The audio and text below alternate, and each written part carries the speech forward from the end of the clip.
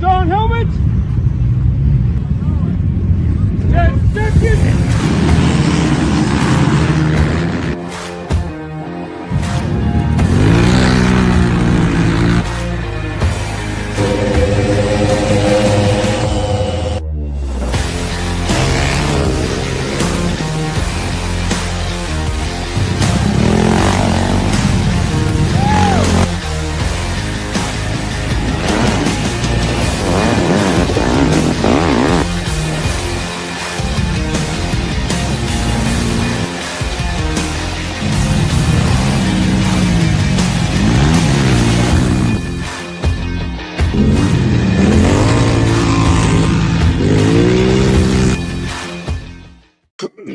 Welcome. I'm Chris McKean.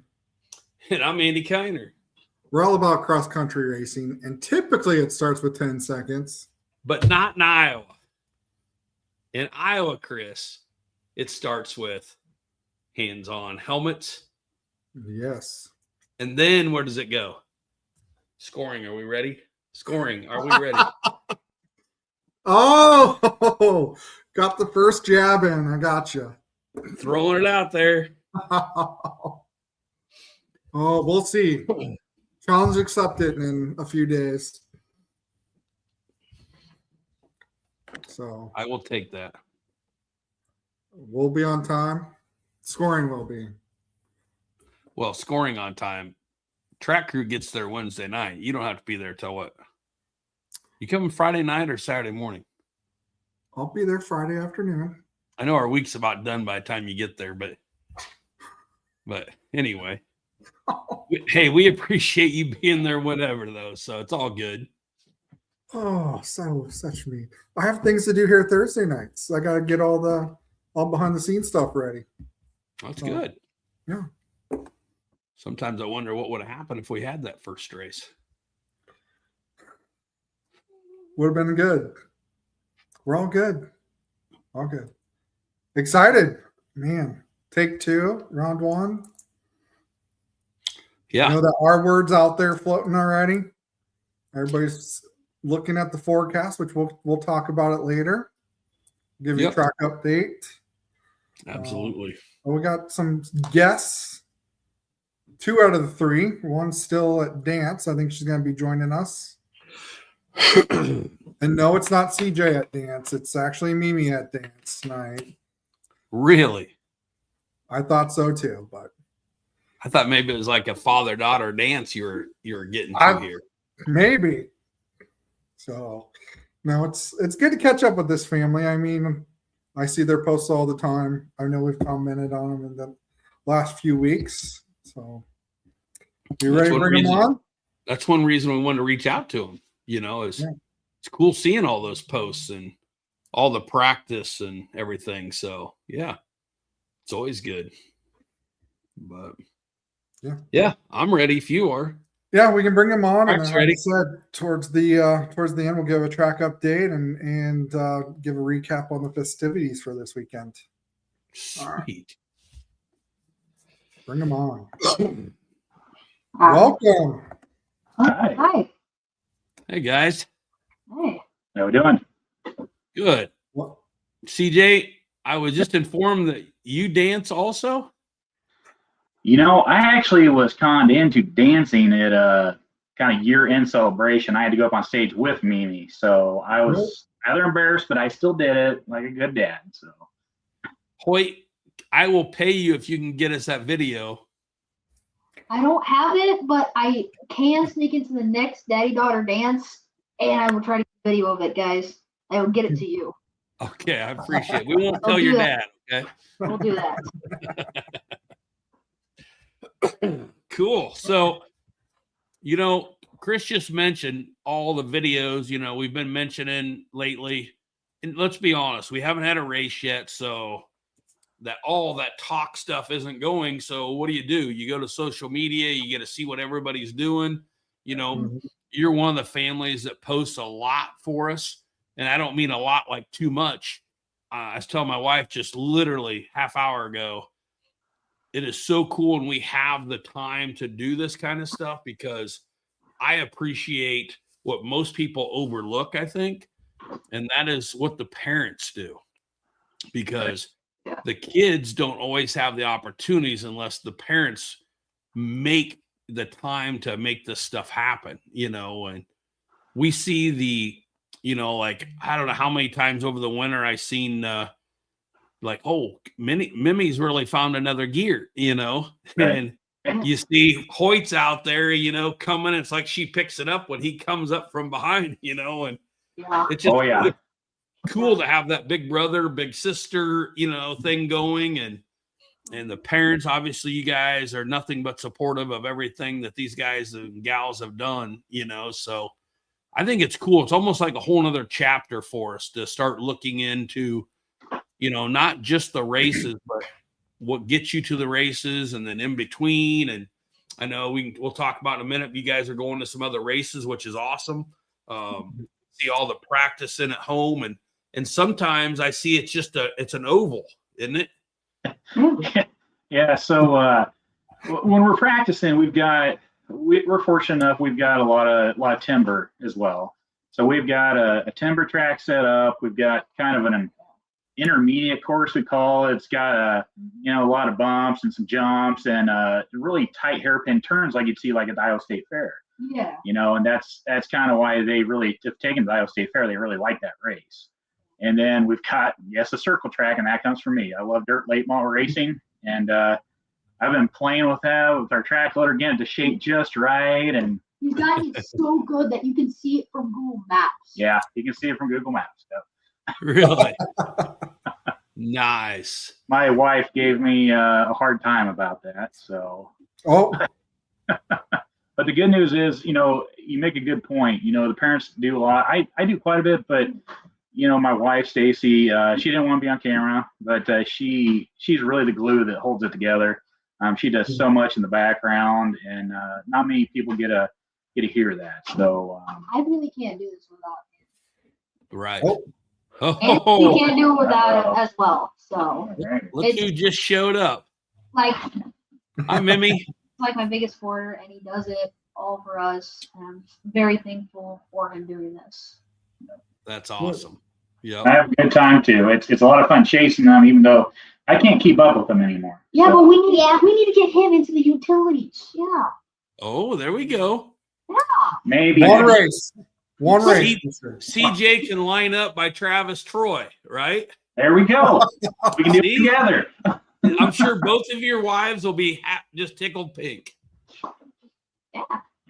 There we go. Well, Stacy's always told me that if I do that, she would laugh at me every time I go by. So Maybe that's an she's real supportive. Probably would. I keep saying that we don't need any more classes. I love our class, like it or love it, you know what I mean, or hate it, whatever. I think it's really good right now as far as ages, and it hits everything without getting too crazy, right? Right. But maybe the one that I could do would be like the youth racer, the youth parents racing. We start up a class with just the parents. Right. that could be fun. Right. That could be a lot of fun. So maybe we could get like Hoyt and Mimi out there leading Dad around to make sure you can make it all the way around. There we go. There we go. Or they can do the pit stops for us. How about that? Yeah, There you go. that'd be awesome. Yeah. Oh. So really, really quick before we go on, you mentioned that you're a big dirt track.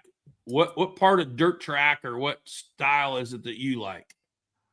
Well, I said I really love the dirt late models, and it's just that's what I grew up on. My brother grew up; he worked for the race team, and I was around it a little bit, and just kind of fell in love with it. It's just the whole thing. Once you hit the traction, just mash the gas, and it's an art. It's just like hair scramble racing. Right? There's a throttle and a whole balance there, and that's what I kind of been telling them, like getting in and out of corners, like, enter a little high and come out low. Like, you surprised how many people you can pass that way. Right. And There's it's just, go ahead, bud. like a fine line between what we call calculating and a kamikaze driver. Well, Days of Thunder, yes. It's been awesome for me to reflect and see where I started as a kamikaze driver, and now I feel like I'm a pretty smart racer. Yeah. Huh. His first year in the 90 was a little rough. He was fast. The 40 minutes in, he was going on his side or hitting a tree. So, But you know So what? how many years have you guys been racing? I think this is the 6th year for Hoyt, I think, and should be year 4 for Mimi, I think. Yep. Yeah. This is my first year on the 90. Yeah, it's your first year on the 90. That's right. Look out, And I- guys. Look And out. I still remember you scaring me on the electrics. I was just going to Right. say something. The John Deere Gator. Oh, yeah. We still have that thing. Powered by I think- Milwaukee. I think if we would have voted for most popular rider in the electrics, I think you would have stole that, Mimi. That's all her. Yeah. Huh. So who's your driver, CJ? Who's my driver? Yeah, who if you had to pick a favorite driver in late models? Well, it used to be Brian Burkhofer. Kind of now it's kind of a mixed bag. Like there's some of them like Brian Shirley. I like rooting for him, the squirrel. There's a couple there. Ryan Gustin, just because he's from Iowa and he does a pretty good job. He's good on the national scene. So there's a handful I like to root for. Yep. So. Cool. I'm just curious. Yep. So, all right. So I got a question. Hoyt, you said that you feel like you've gotten better, right? Yeah. Yeah. What's the most or the main thing that you've learned from like time that you got in, not from your dad or your sister, anybody else, just from racing other racers? Because let's face it, when you're out there on the track, you're out there with a ton of racers, right? Yeah. I feel like I gotta think about that for a second because there's a lot of things I've learned from my mom and dad, like shifting, the most important thing in the 90s. And Yeah. I've learned from like maybe the passing kind of. Yeah. But on the track, it's just like it's a survival race out there, and especially like that 300 race, it really opened my eyes on like how much of an endurance race cross country is. Mhm. It isn't flat tracking it and going hard everywhere. It's you got to stay consistent, same line, same path that you like have consistently like not gotten stuck on, have got going fast on. So I feel like that's been my thing that I've been racing. Like the thing I've learned from racing the most is like be smart with your driving. Yep. So the Yeah. one thing that I see a lot when we're out there watching you guys, and Mimi will run into this, I guarantee you, with as many 90s as we have, but it's always interesting to me because there's times where we get somebody that's really new, and one of my guys will be like, hey, keep an eye on, this one, you know what I mean? And we'll try to watch them for that. But what we see a lot is when they first come up there, now you're having to shift, how many things change when you go to that clash, you don't have a clutch, but you still got to shift. And when Yeah. you're doing that kind of stuff, at one point you probably were one of those that you felt like everybody's running over me, like I'm holding people up and I'm getting Yeah. past. Okay. Now you have kind of graduated, and now we see you out there making a ton of these passes. Is there anything that you learned though from when you felt like you were maybe holding some people up to now coming up on that person that you might feel like is holding them up on like how to get around, or how do I, how am I smart to get around this where I don't put myself in a bad position? Yeah, I feel like it's been like the smart to where like you're smart passing, not getting into a bad position. But there is some times where I just need there are some times where I let off when I'm not supposed to, but it's still gonna get me into a good position. And sometimes I got to just take that leap. And I feel like I kind of want myself to do that a couple times this year. Sometimes you got to use your voice a little bit too. Yes. That 300 is just pulling the clutch and stuff. And how are you adapting to the clutching? I feel like really well. It's not the hardest thing in the world, but again, it's just muscle memory. You got to keep working it. Yep. You know, CJ, I get a lot of parents say that they're scared. God, he or she is going to be moving up, and now we got a clutch, and we're going 2 hours. You know, we got a lot bigger hills, a lot longer track. But I always tell everybody, have you ever sat down? Not counting Chris, because he's actually pretty good at this. I hate to give him credit, but have you ever sat down and played a video game with kids? Yeah, I have. And it's amazing how much slower I am now, the older I am, compared to them. And like their reactions are so fast with things. And Exactly. I don't know. I don't know if my processor is just slowing down that much more. I don't know. But I always try to use that example with parents just getting started. It's Right. like you can throw a racing game or whatever it might be game at a kid that's 5 years old, 4 years old, 8 years old, whatever it might be. And it may be tough, but within a day, almost a day, they've got it to where I'm beating the guy that used to beat me just because they're not thinking, they're just doing, you know, it's just right. like you said, memory, you know. Awesome. And to me, it's that way with the throttle and the clutch. You know, at first you can get really frustrated and not to step on anybody's toes, but I'm always speaking honest here. Lots of times when you get frustrated, wait, I'm not saying this is you, but lots of times I've seen parents like yell at the kids, like, no, don't do that. But I always slide on the things of, yes, make mistakes because you learn from that, you know? And I just feel like the kids, it's almost like a life-size video game. They pick up the clutching. Anytime they go to a different machine when they're younger, it's a lot easier than if you're starting out at 30 years old and have never been on a clutch. Yeah. That guy's in big trouble compared to that 9-year-old. You know what I mean? Yeah, and like what you're saying, like I've learned there's been some major things that I've learned, some kind of minor, some kind of major of things like I've learned not to do, like throw my goggles, hold on to the GoPro. That was terrible. That was what, last year's Heartland? So to clarify this, Poor dog. going with what you're saying there, the kids are able to absorb so much information and learn quickly when they want to. There's been a few things, you know, we've had a couple hard wrecks where they're more concerned about the GoPro that came loose and they didn't want to lose the GoPro and they end up wrecking, you know, and, you know, things like that. And sometimes it's like, hey, I know you're racing, but take it easy, you know, especially if we're running a bigger machine with a clutch, first time on a big track, take it easy.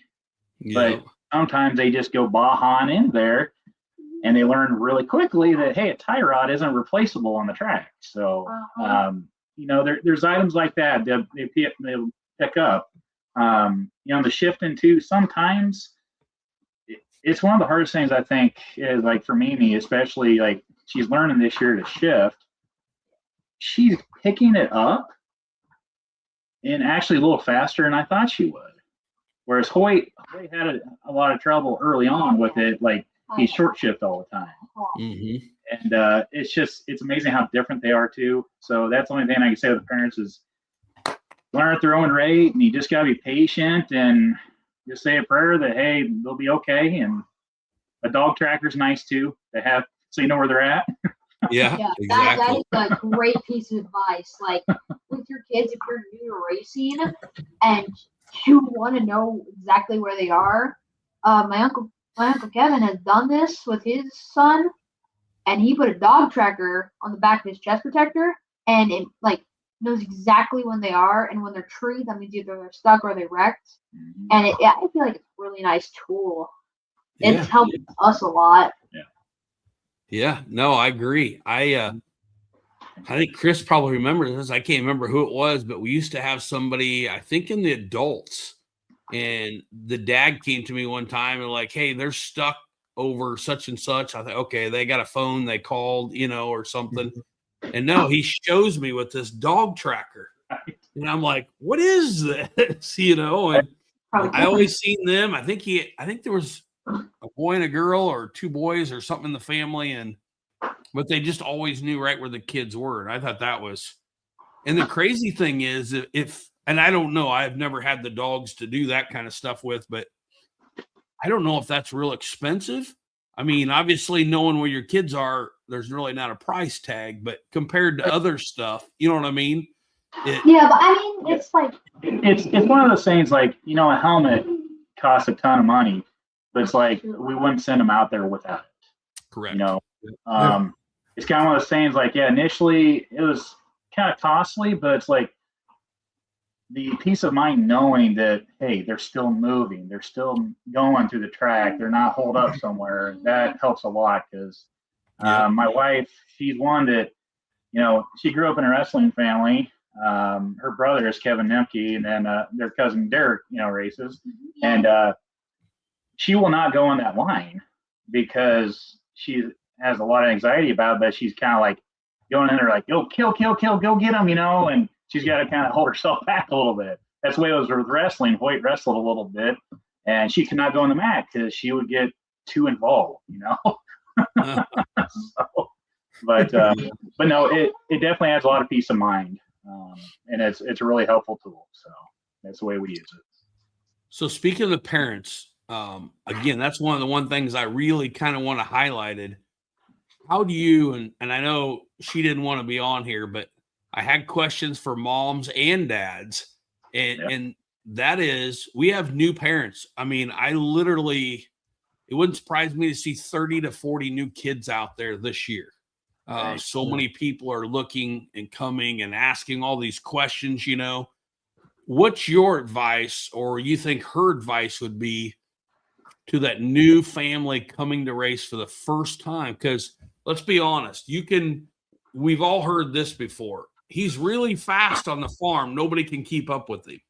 Right. But when you put them in a group of 20, 30, you know, quads, everything changes, you know. It does. The way you think of everything, but not only that, but it changes for the way the parents think. So when let's go back to when you guys first started with you and your wife. How did you guys manage, I guess you'd call it nerves, you know what I mean, of them going out? What was your take back then? I'll be honest, like my heart was just racing the first time he was on the line, and the problem was I was trying to keep calm on the outside because I knew Stacy was really, really anxious and nervous too. And but the best thing I could look at was that, you know, you guys with the track workers, you guys are phenomenal with that, and especially watching over the little ones. That really, to me, knowing that, hey, they're going to be going around following, and there's always somebody going through. That was another peace of mind, knowing that, hey, if something happens, somebody will be there. And that kind of helps relax it about halfway. And then the other is just like, you're going to be anxious until you see them and they're back at your trailer or back at the truck. So, but just know it's going to be okay. They're fine. They've got protective gear. If they crash, they're going to be okay.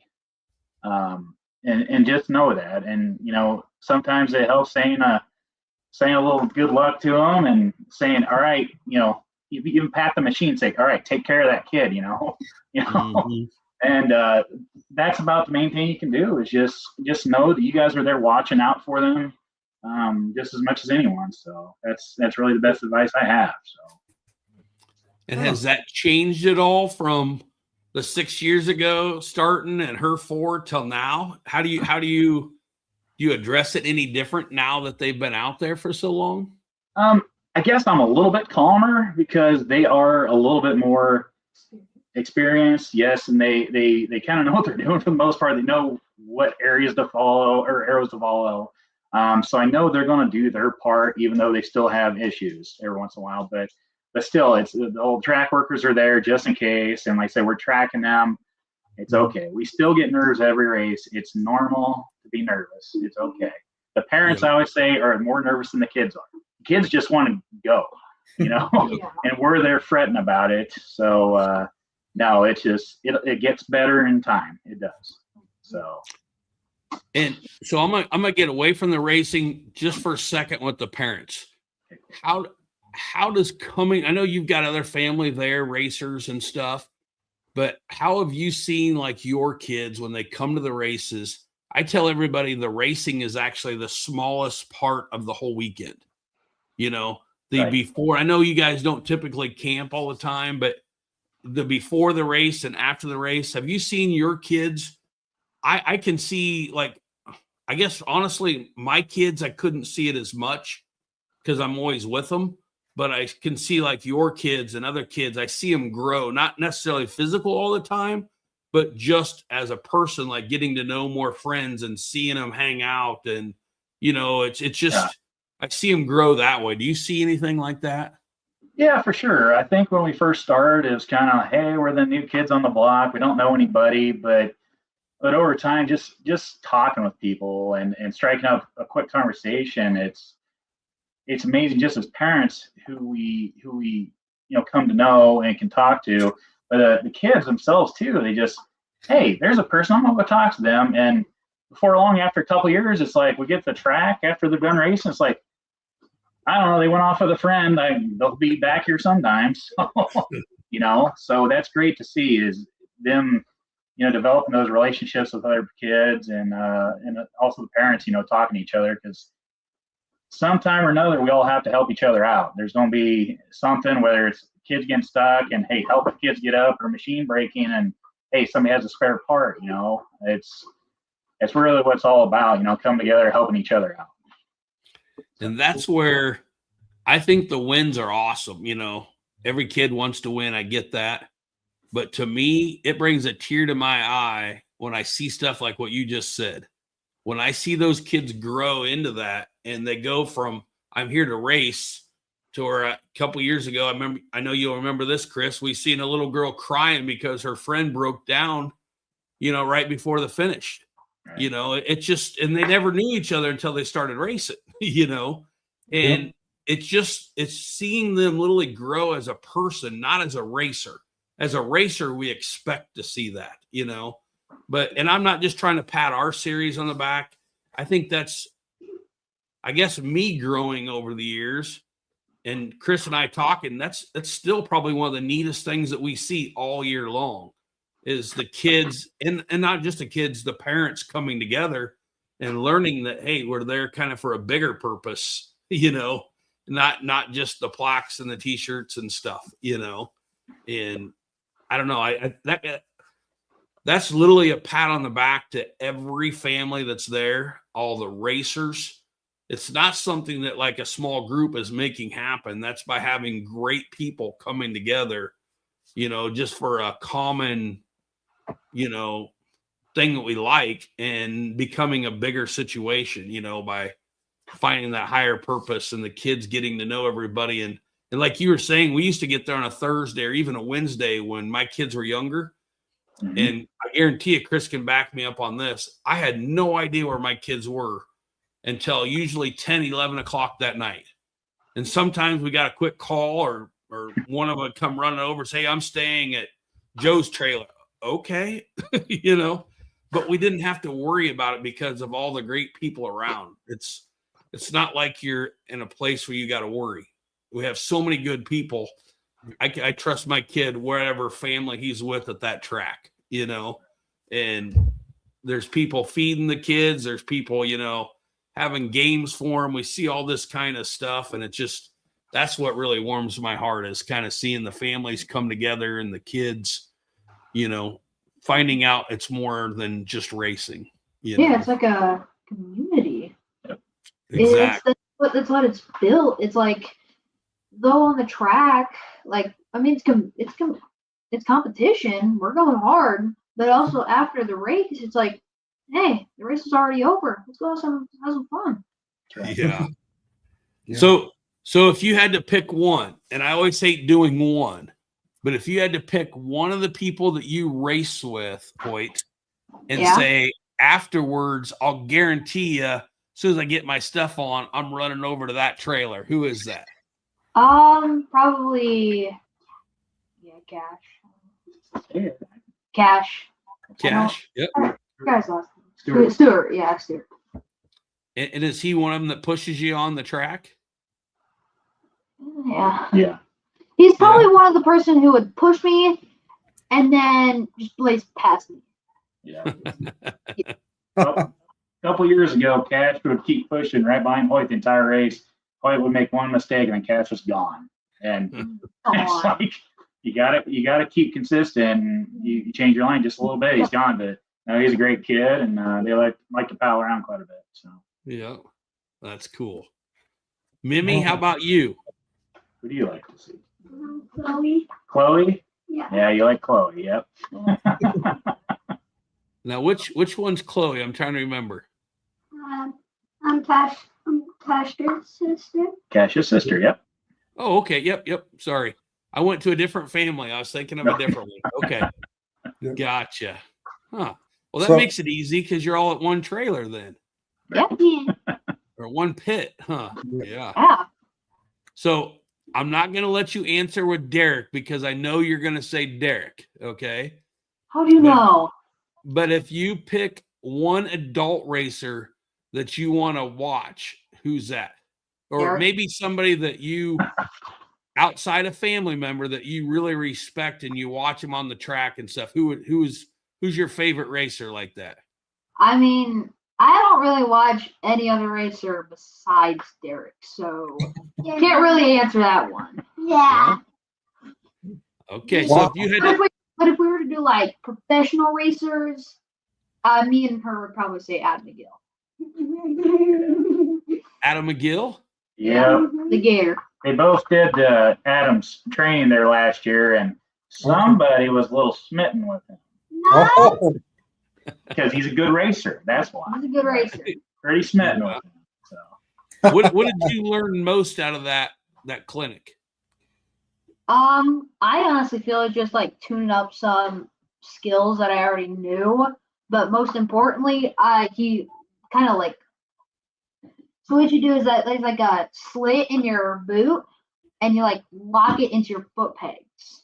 That's probably the most Yeah. important thing. I did that too. Yeah, I mean, Huh. very important. So I like to toe out. I like my feet to toe out during the race, but I need to keep them toed in because I don't want to snag a tree and like break my leg. Yeah. Wouldn't be good. Yeah. So did you enjoy that school then? I honestly, it was really fun, but that motocross track was built for 450s, not a 90. I was chugging along, but there was like a little timber section that was really, really fun. Yeah. Catching up with those 125s up there, so Okay, five. that was a fun time. Did you enjoy it too, Mimi? Oh, yeah. Anytime she can go in and get muddy, she enjoys it. So. Yeah. Right. all right. So as we look forward to the racing starting this weekend, what are each of your guys' goals for this year? Beat Wyatt Styles. Shift. Shift. Shift. That is shift. Yeah. I just have a feeling that me and Wyatt Styles are going to clash this year because Wesley last year was just gone. I could not catch up with him, but it's a clean slate. Wyatt Styles, I gotta get up to him. So that 90 is probably going to be running hard. That's great. I Which like that. which track are you guys looking most forward to this year? Honestly, the Penn one for me. But if you guys are doing like the other side of the lake for Murray, it's probably Murray. I'm saying Mount Pleasant. Mount Pleasant, yeah. Yeah. 'Cause that's kind of a home race for us in I was Oregon. gonna say, isn't that because it's the It's closest? close to us. Yeah. Isn't We're directly between Cahokia and Mount Pleasant, so it's like we got a double home track. So. Yeah. There you go. I think Mount Pleasant, I mean, it's got some hills in it, not real big, but it's Yeah. tight stuff, and there's a little open. And I think Mount Pleasant's always been what I consider one of the best overall youth tracks. I Yeah. think it's pretty challenging, That's It's for funny 'cause sure. the one that says it's not challenging, I help off of a tree all the time. So Right. Just not. No, that's the thing. Hoyt's always done good at Mount Pleasant for the most part. I mean, I say for the most part because one time he came down wrong jumping a creek and bent his axle really, really bad. So it's Yeah. like, well, it's kind of been, yeah, you got your ebbs and flows, you know. Yeah. So, parents, what's your favorite track that you look forward to every year? The one where they come out with the machines are good and they're not broke. That's whatever track that is. Yeah. No, to be honest, kind of like Cahokia quite a bit. It was close, and it's just, I don't know. There's just something about it. It's kind of nice, and there's a lot of spots you can actually see the kids Yes. running around. So you can cut through and get over to a whole nother section. It's great. So Yeah, Good. it's like Good. Cahokia is I kind of like Cahokia too, but I like the track, but it's for another reason because Yeah. sometimes our other uncle comes down and it's really nice to see him. Like it's really nice to see some of our relatives that really don't come to races. It's Yeah. really nice to see them come because it's an amazing feeling to like when you're out there on the track and then you come into like scoring. If they're there, you're just very excited to see them. That's Absolutely. Yep. The benefits of a home track, huh? Yeah, the benefits of home track. Yep. So I got to ask you, Hoyt, do you ever have issues coming through scoring? Not really. It's No? been clean. Good. Mud likes me. You just Of course. kind of wish that they would be on time a little bit more. No. That's just how it is. I mean, can't maybe- even maybe- baiting, can I? Maybe just quicken up my laps by 5 minutes. That'd be good. Well, man, I Yeah. sure appreciate you guys coming on. I know it was kind of a late notice type situation, No, but no. It's fine. It's fine. We're appreciate coming on. And we're happy to we've be been- here. So thank you for the invitation. yeah, and once again, parents, great job creating the opportunities for the kids, and and a lot of people seem to think that we don't want you going other places to race. It's just the opposite. We only do 7 races a year for a reason, and that's so that you can dance and you can play baseball and you can do whatever and have life. But Yeah. for the ones that want to do more racing, there's only 7 of ours, so it creates a really good opportunity to go other places and go Yeah. see how they do it and enjoy it. And obviously, you've been doing really good on the results that we've seen. So congratulations on your first full race on a 300 and a win at the same time, huh? It's Yeah. been fun. Like, and I think last year was our record year for most races because we had all the Missouri tracks. Like what 7? That's 14 with Eight you of them, I guys. think. Yeah. So that's 15 with you guys, and then we had like 3 motocross tracks. So we had a total of 18 races. It was fun, and we're planning to do that this year again. And with the 300, it's more races. Well, Yeah. after last year, the parents were a little tired after the final race. We're like, oh, thankfully we're done. 2 weeks later, we're looking forward to this year. So, Yep. Yep. I hear you. Yeah. It's kind of how Chris is too. Well, it takes him about a month after by I wouldn't say a month, probably by banquet time you're ready to go, aren't you? I try to have things going before the banquet, trying to get everything updated and try not to be the procrastinator, but it seems like something's always coming in at the last minute. So we'll Yeah. do what we can. right. But Well, good job, kids and parents. We can't thank you enough. And again, big thumbs up for everything you guys are doing, creating opportunities, and your kids are taking advantage of learning on all those, it appears like. And we enjoy seeing it on social media and keeping us updated. So, Well, we appreciate that. And that's one of those things, too, that I mean, a lot of parents are like, you let your kids run 4-wheelers and racing? I'm like, Yeah. yeah, because they learn so much out there. It's they're out there with a lot of competitors, but they themselves have to learn how to dig deep and push themselves. And I always look back at the last race in Murray 2 years ago. Hoyt was in a 3-way battle for the points title, and everything that could happen happened on the start. He got held up twice right on the start. Yep. And he went in the Timber 18th out of 18 riders and stormed back to 4th. And He passed one right at the line, and it was one of the coolest point championships endings. Yeah, he didn't win it, but man, it was cool. It was cool for all of them, and it didn't matter who ended up first. It was great, and just watching the GoPro video of him was awesome because you could hear how frustrated he got at that start. He really put his head down and was just flying through there, and it was just one of those proud moments that I know he was hurting in it. He was emotionally distressed and upset, but man, he really came back and he dug deep. And it's really cool to see that with all of them. You Really.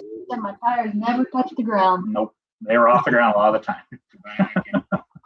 That is awesome. That's the stuff, the stories that you just can't make up. You know what I mean? It's You can't. It's you just got like you got to actually feel it, be there, see it, in order for it to really sink in. You know what I mean?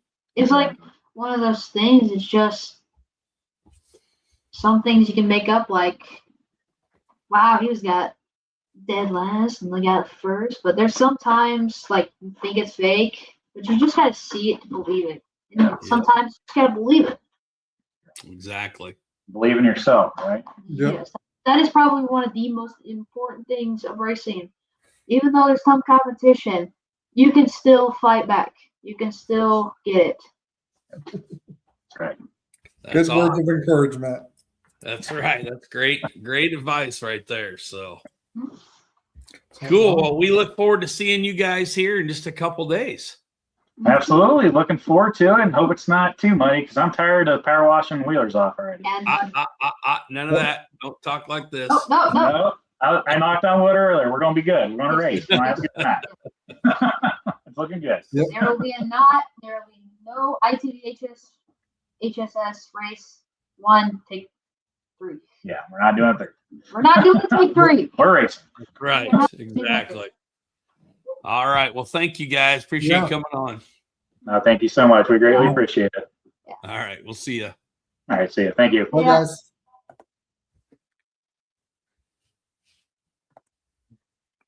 It's a lot of great advice from a youngster. Very eager to share it. It's amazing, isn't it? I think they said he'd been going 6 years. Yes. And that's that growth that we talked about from coming in green, to Yep. where now 6 years later, the advice that, he's able to give. And it's sometimes I think it's not fair. People talk about not being fair, right? You got these kids that jump to B class and they think, well, God, how's he in the B? He's only 16. Well, Hoyt's already got 6 years experience, Yeah. and going to a full size track this year on the 300, potentially. So, Mm-hmm. I mean, these kids are learning a lot at a young age and they get to where most of us started riding. And it's like, man, they're just shoulders above us, It's all about opportunities and taking advantage of everything you get, right? Absolutely. Whether it's that extra seat time out on the farm or the yard to, maybe getting an additional race or two, or as I think Hoyt said, 18 races last year. Yeah. So, yeah. And the one thing we didn't talk about there, I fully believe this, and I don't know if you've seen it from your kids, and not necessarily our kids, but you see it. It's just for the kids that start racing at a young age. What we never talk about them learning is the throttle, the brake, the following too closely. You know what I mean? Being able to get stopped. It creates really, really good prepared drivers. When they start getting into a vehicle, and stuff, most of the time they probably experienced a get off, where it's not like somebody that's never been tossed off and aren't scared of anything. They learn kind of what can happen. I just think just over the years, I've just noticed that, and it just seems like it does. It creates some really cool things for later in life for them, So, yeah, let's talk about the race. Come on, couple days. I'm excited. So a little race update for the track. I just got off the phone with the landowner about 2 hours ago. Says it looks really good there right now. There was a little washout on the driveway. I can't remember. I think they got like a couple loads of 2-inch rock coming, and they got a couple loads of 1-inch. They're going to get in there. I think it's Thursday. It's coming. They're going to fix a couple spots, but the road itself is really good shape. They're going to get that rock down. It's dried up, unbelievable. Everything is good. Now, please, I will be at the track tomorrow night. Okay.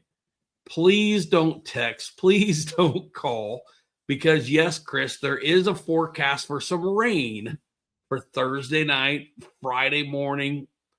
I think they've taken it out Friday, Saturday, but Sunday there's supposed to be over 1 inch down there.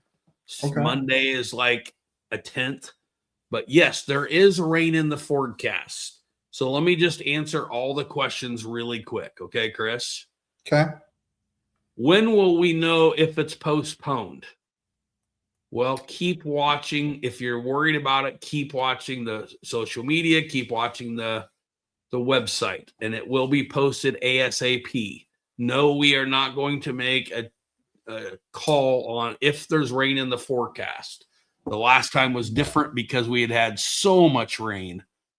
We showed pictures of just how much it was rain that was holding, and then had more still coming. So we won't, it's everything that we're looking at, Chris, right now. It should be a perfect track. Good. We should be able to get them in there good. Yeah, I mean, it should be good. We're talking 1 inch between Thursday night and Friday morning potentially. So we're still 4 or 5 days, well, a couple days out there, but it changes every day. So I'm no meteorologist. It's the one thing that I should have been, because they can be wrong every day and they still get paid a nice amount of money. Well, hold on. You don't have to be a meteorologist to meet that criteria. What is that? To be wrong every day? Aren't you wrong? You mean like going to scoring instead of meteorologist? Yeah. What do you? I'm not sure I'm following you. So I saw a couple questions. Let's just kind of run through for those who are just joining in and kind of maybe missed 2 or 3 podcasts previously. Question out here in the comments about how the pre-registered, if they paid the gate fee. So new option this year, if you register through the website, pay for the race and the gate, all of that's done for you. When you come through the gate, there's a gate list, and you have it, and we will have it there at the gate. There's always, when you come in, just give them your name. Some families did like it paid a gate fee per racer. Just, let them know the racers' names and we'll check you off the list. If you did go ahead and pre-register or prepay online, what do we have? 30 seconds or less count going. We'll try to get you in special. First race, give us a little leeway because we got to make sure all the youth have the AMA minor release forms. And then we also need to check AMA cards. So I did notice over the winter time that a lot of cards have expired. So we'll be just double checking those, make sure everybody's up to date on their AMA membership. If you fill out a questionnaire, the 199 folks that did so prior to yesterday, I noticed yesterday I got a couple that those will all be waiting at registration. Just got to come up to the window, let us know that you filled out a questionnaire. We'll get you out that form. You got to sign it, and we'll get you registered. Gotcha.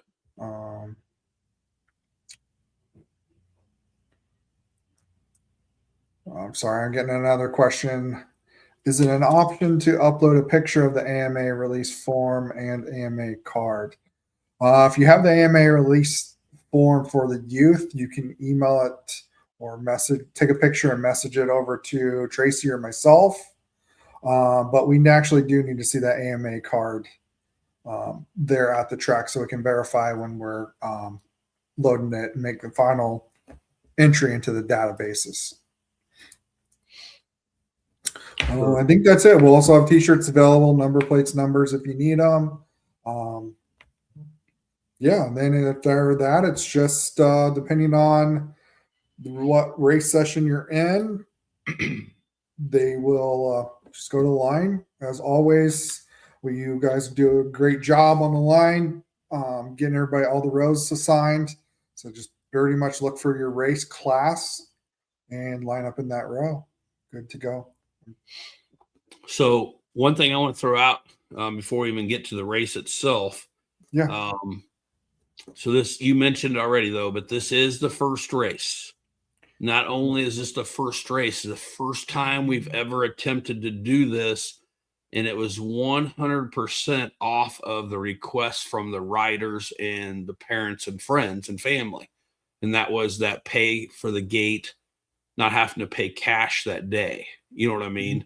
Yep. So with that being said, I just want to warn everybody, it's all a brand new process. Okay. So we will make sure it's right, but it may need some, we think it's going to work how we got it set up, but just be a little patient coming through that gate. If you are worried about getting there on time, you might want to leave a little early, because that's one more thing we've got to do at the gate. So just making sure, we get that. The other thing Trace told me to mention, Chris, about that is if you have prepaid at the gate, for the gate, they still need to stop and sign. Okay. Correct. Yeah. So everybody, no matter if you've prepaid for everything for the whole year, every race you have to stop at the gate no matter what and sign when you get there. That's very, very important for insurance wise and stuff. Yep. So yeah, still need to stop and sign in. The other thing I'm asked too is always just remember the people that we got people, and I know it happens, but the gate closes at 11. Those are the people at the gate are usually the same people that are there at 7 o'clock, 8 o'clock, 9 o'clock in the morning and have been working all day to get the track ready for you. So if there's any way to get there before the gate closes, it would be much appreciated. But if for some reason you can't get there, let us know. We've tried to do our best to make sure we get everybody in, and no one's stranded out there. But please just, if it means stopping and eating or getting there on time, maybe get it to go and eat there when you get there. Because the people are tired and ready to get to bed and have to get up at, the gate's got to be back open at 6. So, and then also Trace mentioned also any parental with minors, don't forget to do your annual minor release. Say that one more time. Yeah. I don't know why she said parental, but it's because any parents with minors, don't forget to do your annual minor release. Another just quick reminder on that.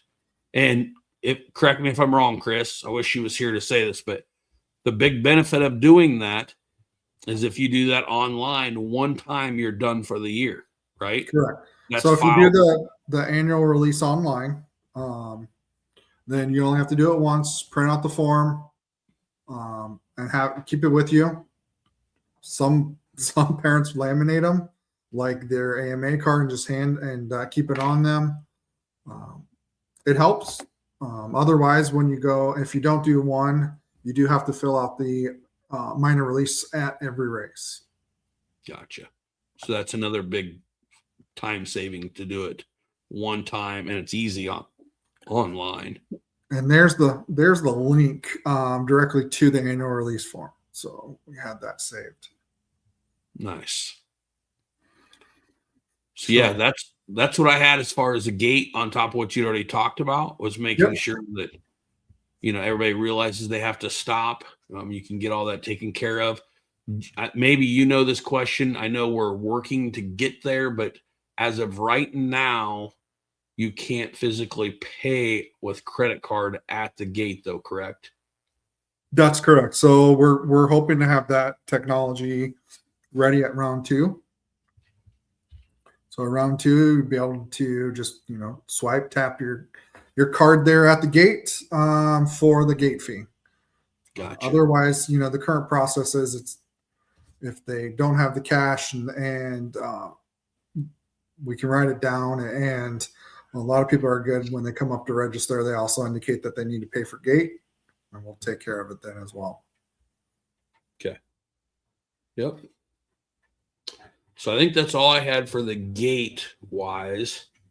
I don't think it's too wrong to probably throw this out there, but my mother-in-law, who's Cora, who's always at the gate, just had to have ankle surgery today. So she is not going to be at the first race, unfortunately. So if anybody would like to come down for a couple hours or kind of help at the gate, we would sure appreciate it, especially with all the updates that we're doing at the gate. But we're definitely shorthanded this time, unfortunately, on a reschedule. So if anybody has somebody that'd like to come and help at the gate, that's always a good thing to have, is more people at the gate, so. Another question here popped in. Starting line, do you possibly have that handy again, or do you maybe anticipate if we get any more R word that we might need to alter the starting lineup? No, for anybody that has the R word in their head, I would say simply get it out of your head. We're not going into this race thinking that's going to be an issue whatsoever. Okay. If it's nice and dry right now, and we get, let's just say, the 1 inch that they're calling for, it's going to be, that's going in from Thursday night to Friday morning. We've got a whole day, another whole night that we're not supposed to get anything at. Mm-hmm. So I foresee it keeping a dust control is what that would be. We should be just fine. So at this point, no, I'm not going to say I'm changing or doing anything in preparation for the rain, because I don't feel it's going to be an issue. All right. Do you possibly have the adult lineup, and we can just go through that really quick? I can bring it up if you give me just a second. Yep, I can go through and talk about the youth. So we talk about youth first. We start with Super Mini. Then we go 90 production, 70 production, 90 stock. It'd be 12 to 14, 90 stock 10 to 11. And then our final row would be 90 stock 8 to 9. And then our second section, we always call them minis. We start with a 50 production. We'll go to 50 stock and then 50 limited. And then for the adults, we go. The one thing about the youth, though, that I want to bring up, I want to make this because we will look at it the first race, okay? The one thing that could always change that we see, the only change that we ever see in the youth lineup, has to deal with the 70s, okay? So if we see the 70s, we're going to start them in behind the 90 production this time, okay? But we know we have some people that's moved out of those 70s. If we have newer riders in there that at the end of the day, basically the results don't show that they are finishing more towards the front, like the overalls with all the 90s starting behind them, we will probably move them to the tail, behind that. Or we might even start them in between some of the 90s, but maybe the older 90s start in front of the 70s, if that makes sense. Yep. So it's not ever set in stone, so we evaluate. Correct.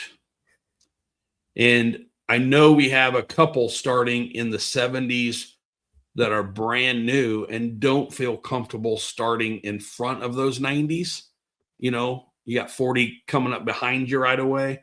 I've always said this: if they have one that's not comfortable, we can start another row behind everybody. And as soon as everybody takes off, then their time will start when the 70s take off. But sometimes when we're in that situation, Chris, and you know what I'm talking about here, don't worry about the finishes. Don't worry about the starts. It's just getting them out on the track and getting used to it, Yep. So it's a lot easier for them sometimes to start behind everybody and not have to have that pressure of them behind you. So that is always an option for us to do. So I have our lineups here. I'm trying to remember. We made a change. And I'm pretty sure that we want to stay with this one. So this is what I had us down for. I'm just looking at my. So we would start with the double A.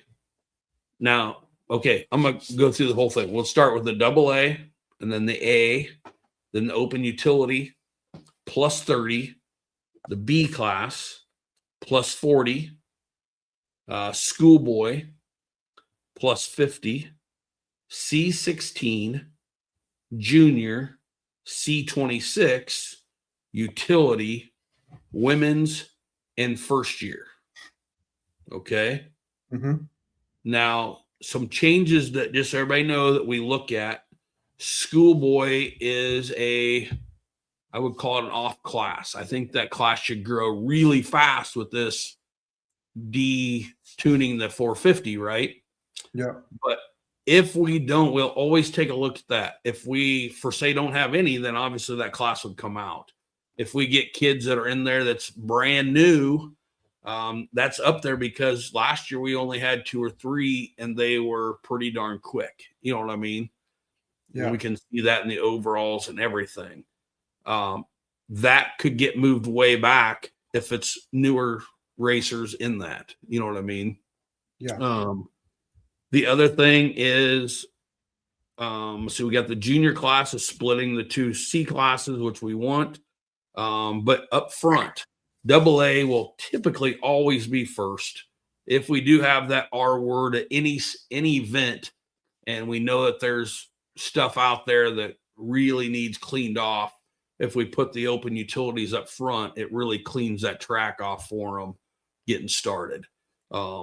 But open utility can basically fluctuate. We could be number 1, which we don't ever usually see it.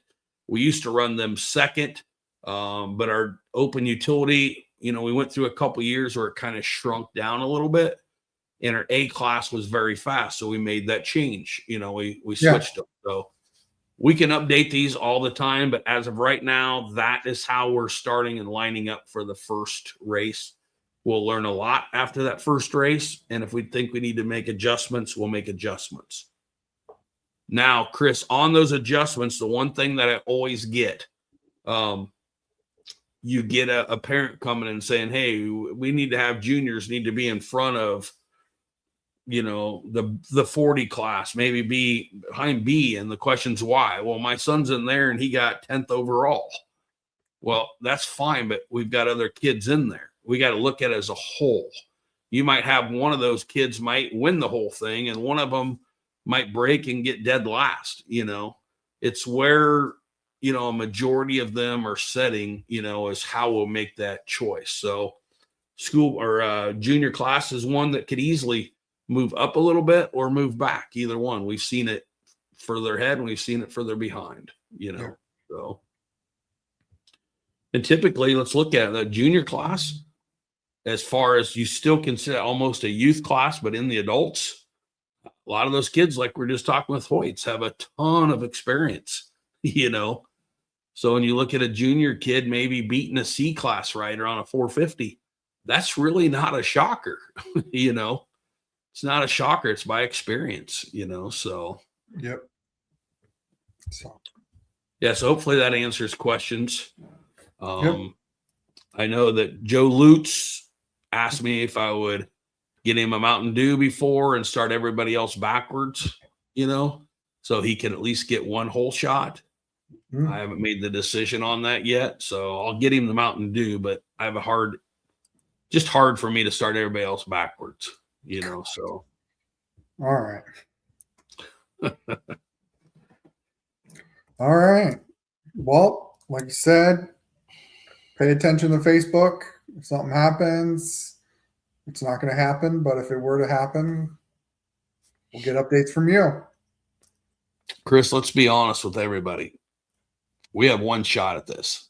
We This is our last shot. Do you want to talk about it? That if we, No. okay, we're not It's going just- to talk. This is it. We will not be able to have another race this year down there. So we have one shot to make this happen.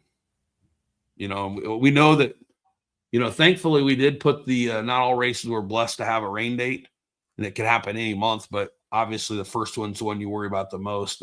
But at least we had that date out there and plenty of time. So maybe vacations can be put in if needed.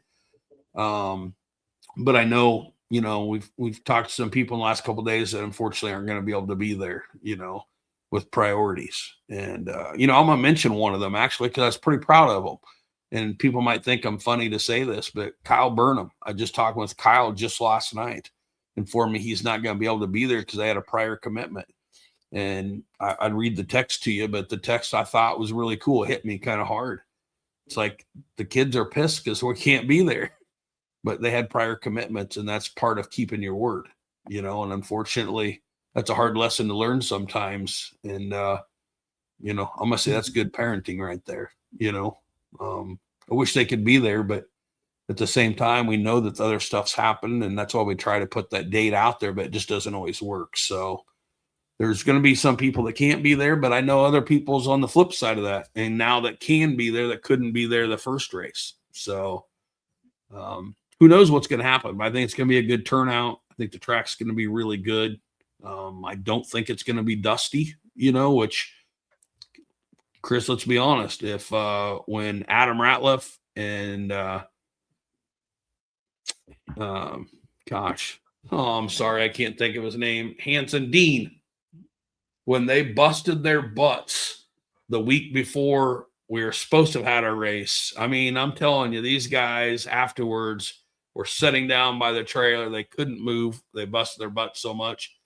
And that day they will tell you it was dusty. And the nice part about this is, you know, with all those riders out there, it's not going to be dusty. Maybe out in the open by the end of the day, but it's not going to be your dust that we would have had the perfect weekend before when the weekend before we were supposed to have our first race. So what's that, the last week of March, I think it was. April 4th. So yeah, you would have been last week. Yeah. So no, I look forward to be a great race. So, but it's our one shot. So yeah. We're going to get her in. Yes. After talking to landowner today, I'm not that I was concerned before, but as anybody, you start looking at the forecast 10 times a day, you know, it changes. It's like, just get that out of your head. Just come race.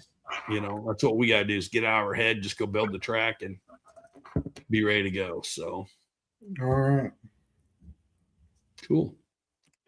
All right. I think we summed it up. I don't see any other comments here or questions. And I think you said after the last podcast, you had a lot of people get pre-registered. I had somebody ask me today about, do they need to pre-register? The answer was no, you don't have to, but it's still an opportunity for them to still pre-register for this race up until Thursday at 5, correct? Yep. I was just going to mention that we have until Thursday at 5. So then I can do what we need to do behind the scenes. Yep.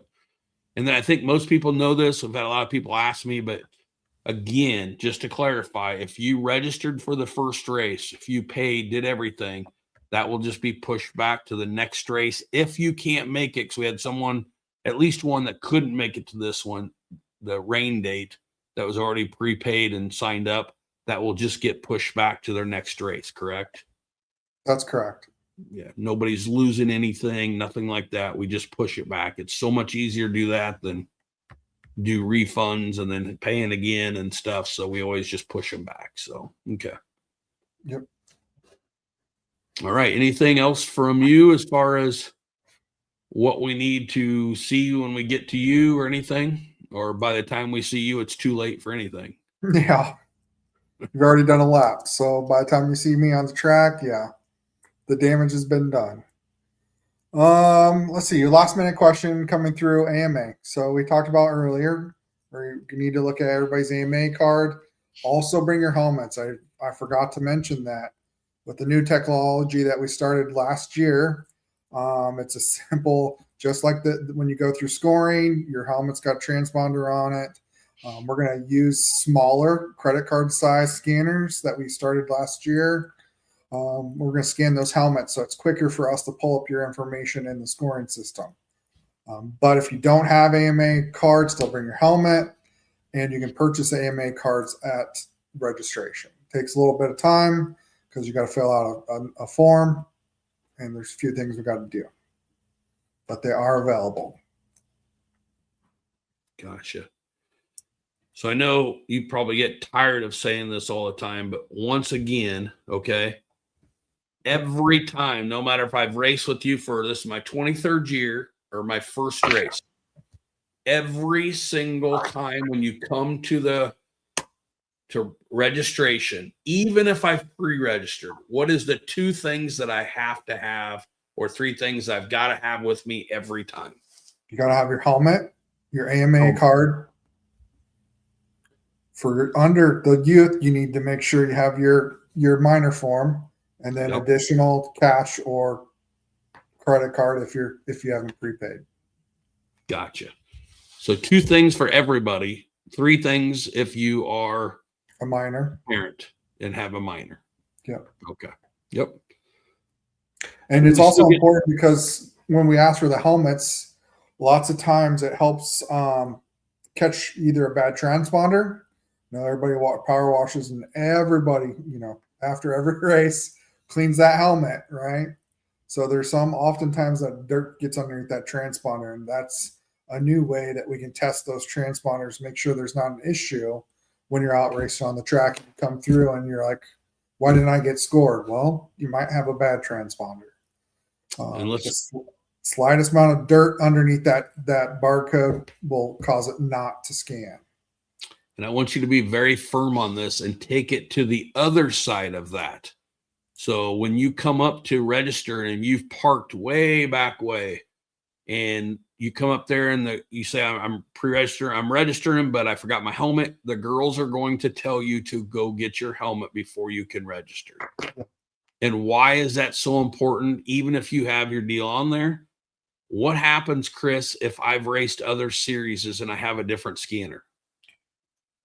Oftentimes, yep, you got a different transponder on there that will conflict with ours, with our scoring system. So we've got to either make sure you get our scoring system transponder put on your helmet, and then we also check. We haven't mentioned we check your sidebar code. So that's needed for backup scoring. So we'll be putting a lot of barcodes. It goes on each side of the helmet. That helps us all throughout the year. Just keep track. Make sure that we get everybody scanned appropriately.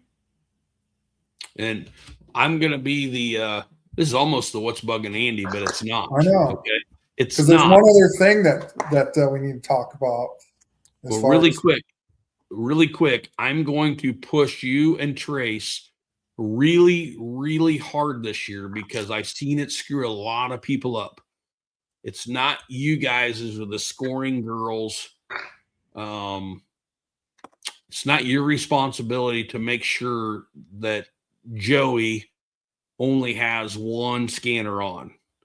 If Joey switches helmets and he has 2 or whatever, when he comes up, that causes, let's just say there's 20 people in his deal, okay? And he's running 10th and he has 2 things scoring. That throws everybody else off, correct? It does. And then that one person that doesn't scan, let's say they're, first, second, third, well, then 4th place thinks he's 3rd, and it just messes up the whole class. And then I get questioned. And then, probably a good reason why we should start using the penalty box. Yes. Then that'll take a lot of the pressure off myself and getting questioned, what happened here? I know I was in 1st, and why did I'm in 3rd now? So it'll help with a lot of those. On that, where I unfortunately, I hate to say I'm going to be the bad guy, and I got to be. I've been there when someone hasn't scanned because they didn't put their deal on their helmet, or they got a different helmet and didn't bring it up or do whatever. No matter if we're supposed to have that, the responsibility falls back on the rider. So if I walk in there, I get called to this scoring all the time to help out, even though you don't want my help.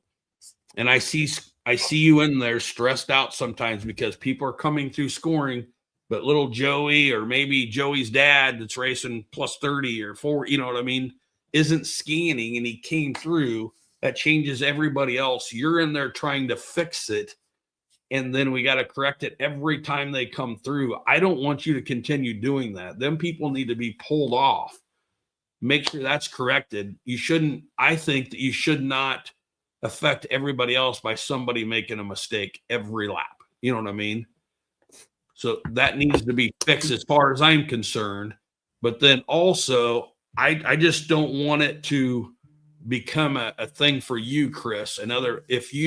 It's very simple. If you race another series, you race GNCC, you have the scanner on your helmet, or maybe it's on your flex bars. You know what I mean?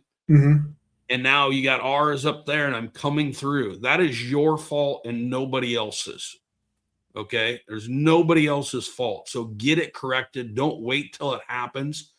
You know, we will pull you over. If I get called up there, I will pull that person over until it's either cut off or we figure it out, and then they can take off, compared to us messing everybody up that day just for a mistake that they chose not to do. So Yeah. look at your helmet, look at your machine. You know, if you race GNCC and you know that I got a fixed thing on there, take it off.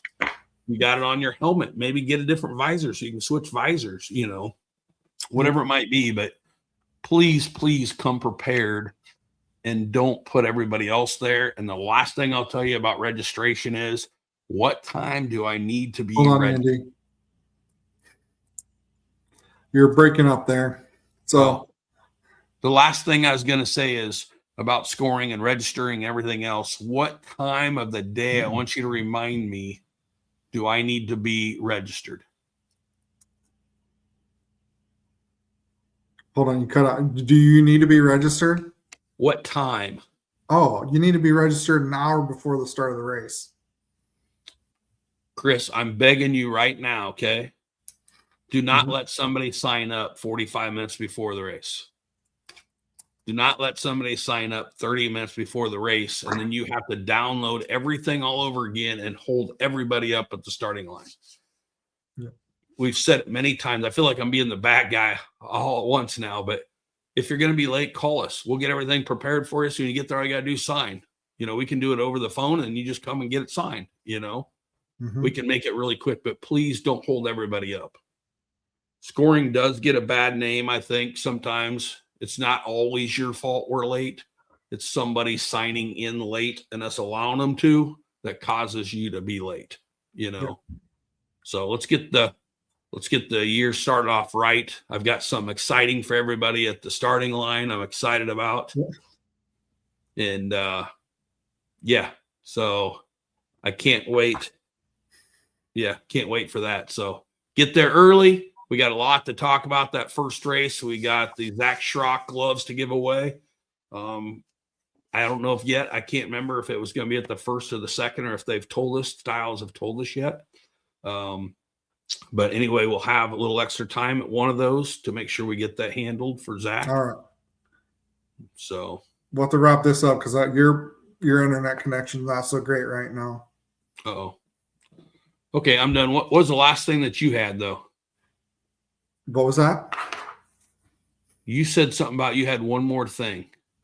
We number reservation requests. So I'll just be really quick on that since we're last time. Okay. Yep. Are you hearing me? Okay. Yeah. I don't know what's going on. So this is my fault. I'm saying that right away, Chris. Not blaming you or Trace. Okay. But we started giving numbers out, you know, to where somebody in the youth could have it and somebody in the adults could have it. And we just ran into our very first situation, and it's causing a bigger situation than I ever thought it would be. And so we're done doing that.